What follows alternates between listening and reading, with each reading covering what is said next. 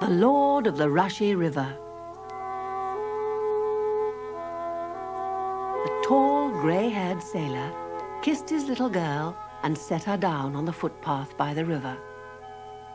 "Goodbye, my darling," he said. "Be a good child. And remember, one day I will, I hope, come back with a bag of gold. And I'll never leave you again." Then he went his way, down the river path that led to the great ships and the sea. And little Susan walked slowly back to the village of Rushie Banks. She could not help crying. But looking up, she smiled to see a family of swans who were swimming close by. She remembered the day when her father had rescued one of the fluffy cygnets from a cruel boy who had tied a string to its leg and was teasing it. The leg was broken, but the sailor had put it into a splint and cared for the poor little cygnet until it could swim again. He was a kind man. So kind, he found it hard to believe that anyone could do harm on purpose. So he did not see what a wicked woman Dame Dinich was. She was the woman he had hired to take care of his house and his little girl.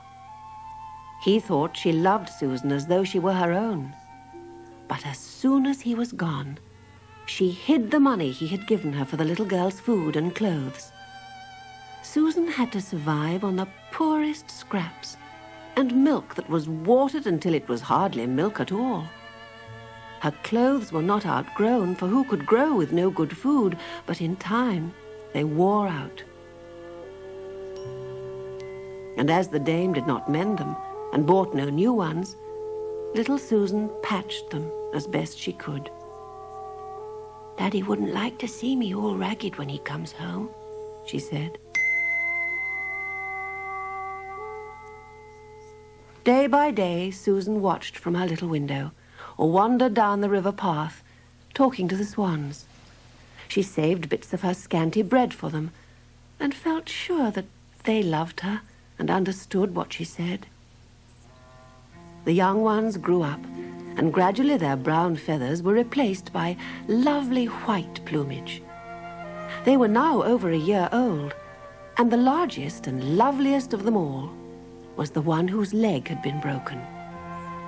He was indeed a splendid swan, and as he sailed along with his brothers and sisters following behind, he seemed to be saying, "See me, I am the Lord of the Rushie River." But though he was proud and stately, he was gentle with Susan and would feed from her hand. So the months passed, while she waited, hopefully. "It takes a long time to get a bag full of gold," she told the swans. Then, one day, Dame Dinich announced that they were going away from Rushie Banks. Susan cried and pleaded, but in vain. Everything was packed into a wagon. Susan was pushed inside among the baggage where she could see little, and for a night and a day they jolted along country roads, up hill and down dale. By the second night, they reached a city, and Susan found that her new home was an attic at the top of a tall, rickety old house in a maze of narrow streets. Now Susan was really unhappy. She thought of her father coming home and finding no daughter waiting for him and no one to tell him where she was. She gave up trying to mend her frock. She had not even the swans to talk to, and the dame threatened to beat her if she spoke to the other people in the house. But one day, as she leaned out of the attic window, she heard a sound of a great bird's wings. And there, to her delight, was a beautiful swan flying slowly over the housetops, with its neck stretched out, looking from side to side. "Oh, can it be one of my swans looking for me?" thought Susan. But it did not see her and soared out of sight. The next day she saw it again, but again it passed by, though poor little Susan stretched out her arms and cried, "Swan, swan, Take me to Rushie Banks, Hey? What's that? said the dame. It's no good talking about Rushie Banks. You're not going there anymore. Susan did not answer, but that night, when the dame was asleep, she tied an old shawl over her head and shoulders and crept downstairs into the street. It was my swan, she was saying to herself. If he can't find me, I must find him. And she began to run through the dark, silent streets. She ran until there were trees and hedges, and she knew she was coming to the country. Exhausted, she crept into the porch of a farmhouse to rest. Then, as the first streak of light appeared in the dawn sky, she started off again. Her feet were sore and dusty, and there was no sign of a river like the Rushie, where her swan might be. Presently, however, she saw a pond a little way from the road and thought she would wash her feet in it. She pushed through some bushes, and there, on the grass of the opposite bank, was a large and beautiful swan preening his feathers. He saw Susan. He flapped his great wings, launched quickly into the water, and swam across to her. "Oh, my swan!" she cried with joy. And as he stepped up the bank, she fell on her knees and threw her arms round his neck. It was so white and strong, and yet so soft and feathery. She thought she had never felt anything so lovely in her life. "Did you come to look for me?" she asked, looking up at his beady black eyes. And he bent his head and gently caressed her hair with his beak. "Are you going to take me to Rushie Banks?" was her next question.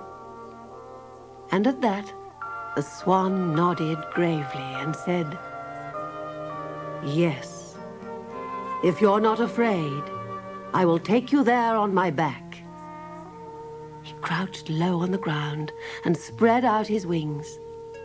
Full of trust, Susan laid herself down on the white feathers, put her cheek against the back of his neck, and clasped her arms tightly around it. The great wings on either side of her were lifted, and the noble swan soared into the air. Soon the little girl was fast asleep, tired out and lulled by the rushing wind and the steady swishing sound of the swan's flight. When Susan awoke, she was lying on a great pile of rushes, and she could see nothing but rushes, rushes, and water all around her. She sat up and stretched, then saw a swan watching her. "She is awake," said the swan. And at that, a number of other swans appeared through the rushes. Last came her friend. He stepped up on the rush pile which had once been a swan's nest, and with a gracious air, he laid half a loaf of bread in her lap. Stretching one wing around her, he said, "Your father once saved my life, and you fed me when you had little enough for yourself. Now I will take care of you until your father comes home. Do not be afraid, for I am the Lord of the Rushie River." "Oh, my Lord Swan," said Susan, "how can I thank you?" Then, being very hungry, she began to eat the bread, while the swans looked on approvingly. Presently she asked, "How did you know where to look for me, my Lord Swan?" "Ah, I asked all the birds for news of you. The seagulls who came up the river knew nothing, but an owl had seen you traveling through the night and told the swallows. Then they flew off to see what they could find. At last, one of them heard from a house martin about a child in a far-off city who leaned from a window, weeping for Rushie Banks. So I came there. But the roofs and the chimneys confused me, and I could not see you. But I would have tried again had you not come to me. He said this proudly, looking around in his most majestic manner. "The seagulls have promised," he went on, "to bring the news as soon as your father's ship reaches port. Until then, you must lie hidden with us. This is the backwater of the river, where no one comes. It belongs to us and the other water birds.